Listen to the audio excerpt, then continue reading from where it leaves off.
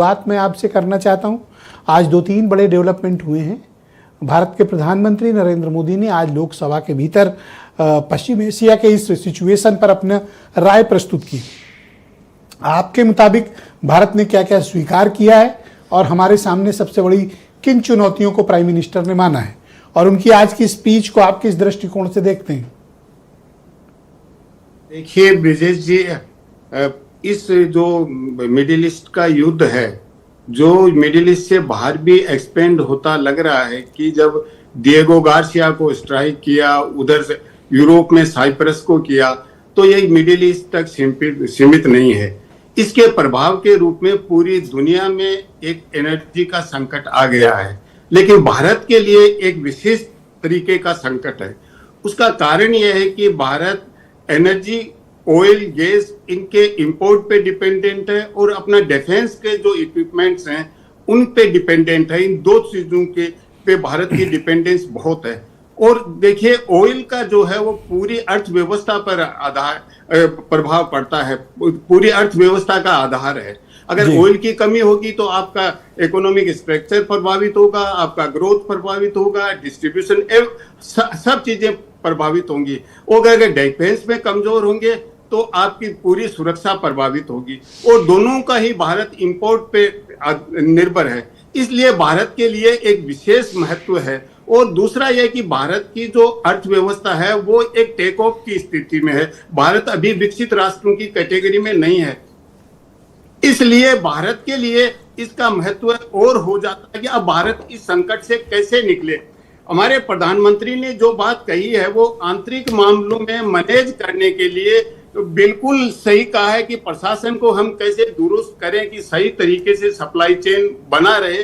राज्यों का भी सहयोग मांगा, लेकिन एक मुझे कमी लग रही है कि जो हमारी एक राजनीतिक संस्कृति विकसित हो रही है, जैसे अभी विरोधी दलों के स्टेटमेंट, प्रधानमंत्री के स्टेटमेंट आपने सुनाए भी, एक संयुक्त कंसल्टेशन होना चाहिए, विचार विमर्श होना चाहिए, वो परंपरा हमारी राजनीतिक संस्कृति में लगभग खत्म होती लग रही है। क्योंकि जब भी कोई संकट होता है वो राष्ट्रीय संकट होता है, ये किसी राजनीतिक दल का संकट नहीं है। सर, मैं 2-3 स्टेटमेंट प्राइम मिनिस्टर के आपके समक्ष प्रस्तुत करता हूं और मैं आपके उस पर स्ट्रेट ओपिनियन चाहता हूं। पहला, उन्होंने कहा कि हार्मूज जलडमरू मध्य यानी स्ट्रेट ऑफ हार्मूज को बाधित किया जाना स्वीकार नहीं।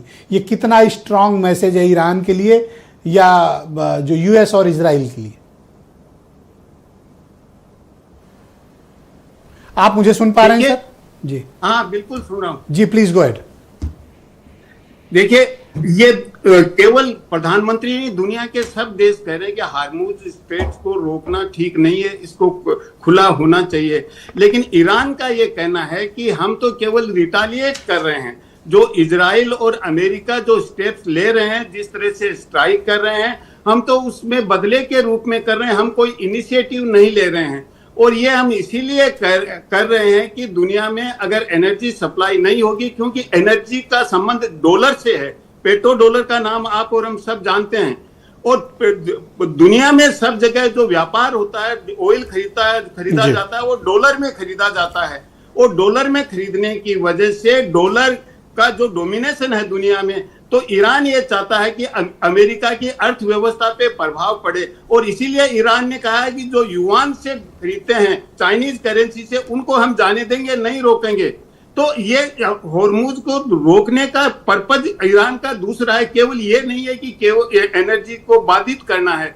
तो ईरान पूरी तरह से अमेरिका पे दबाव बनाना चाहता है और उस दबाव का कुछ असर भी नजर आ रहा है। आज ट्रंप साहब ने जो ट्वीट किया है जिस तरह का, तो ऐसी स्थिति में भारत का ये कहना कोई नाजायज नहीं। दुनिया के सब देश कह रहे हैं, इवन जापान कह रहा है, चीन भी कह रहा है, रशिया भी कह रहा है। लेकिन इसके लिए जिम्मेदार वो ईरान को नहीं मानते, वो अमेरिका और इजराइल को मानते हैं ज्यादातर देश। लेकिन भारत ने अपनी स्थिति स्पष्ट नहीं की। केवल ये कहना कि ईरान ने किया है, मेरे ख्याल से ये पर्याप्त नहीं होगा। ईरान पे जिस तरीके का स्ट्राइक किया गया, दबाव बनाया गया, तो ये ईरान का एक रणनीतिक कदम है। रणनीतिक कदम है। ईरान के पास इतना सैन्य सामग्री नहीं है, इतना बहुत शुक्रिया, मिलिट्री नहीं है, टेक्नोलॉजी नहीं है, तो वो किसी न किसी रूप में अमेरिका पे, इजराइल पे दबाव बनाने की दृष्टि से रणनीतिक कदम है। और विजय जी, ऑलराइट, मैं संजीव श्रीवास्तव जी को भी इस कार्यक्रम में आमंत्रित करता हूं। संजीव जी, आपका स्वागत।